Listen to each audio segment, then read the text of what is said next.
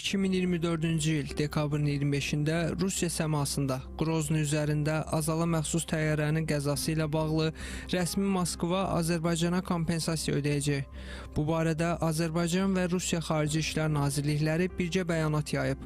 Bəyanatda bildirilir ki, Azərbaycan və Rusiya prezidentlərinin 2025-ci il oktyabrın 9-da Düşənbədə əldə olunan anlaşmasına görə tərəflər qəza ilə əlaqədar kompensasiyanın ödənilməsi də daxil olmaqla digər məsələlərin həlli barədə razılığa gəliblər.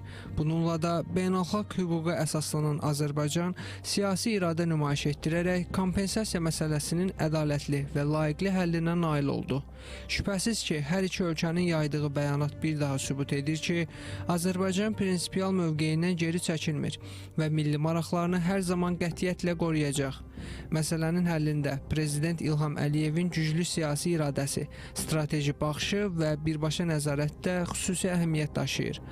Azərbaycan liderinin faciənin ilk anlarından etibarən qətiyyətli, prinsipial və dəyişməz mövqe sərgiləməsi bir daha Azərbaycanın beynəlxalq kontekstdə ədaləti bərpa etdiyini göstərdi. Önəmli olan məsələ odur ki, burada Azərbaycan tərəfi özünün prinsipial mövqeyini nümayiş etdirmiş oldu və Azərbaycan Respublikasının prezidenti İlham Əliyev vaxtaşırı bu mövzu ətrafında fikir sərgiləyərkən o bu məsələ ilə bağlı kifayət qədər açıq şəkildə öz mesajlarını vermiş oldu və nəticə etibarilə yenə də qeyd etdiyim kimi Azərbaycan Respublikasının prezidentinin irəli sürdüyü tələblər bilavasitə beynəlxalq hüququn təməl prinsiplərinə cavab verirdi və nəticə etibarilə də biz artıq bu məsələlərin mərhələli şəkildə öz həllini tapdığını görürük ki, sərnişinlərə təzminatın ödənilməsi də məhz həmin öz həllini tapmış vacib məsələlərdən biridir.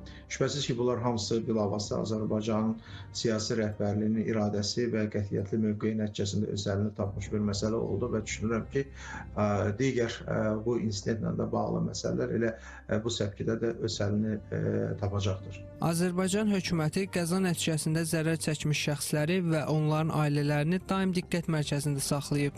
Təyyarə qəzasının səbəblərinin obyektiv şəkildə araşdırılması, ictimaiyyətə doğru məlumatın verilməsi, təqsirli şəxslərin məsuliyyətə cəlb edilməsi, zərər çəkənlərə ədalətli və adekvat kompensasiyanın ödənilməsi əsas şərtdir. Bu mexanizm yalnız hüquqi deyil, eyni zamanda insan amilinin və ədalət prinsipinin bərpa olunması deməkdir.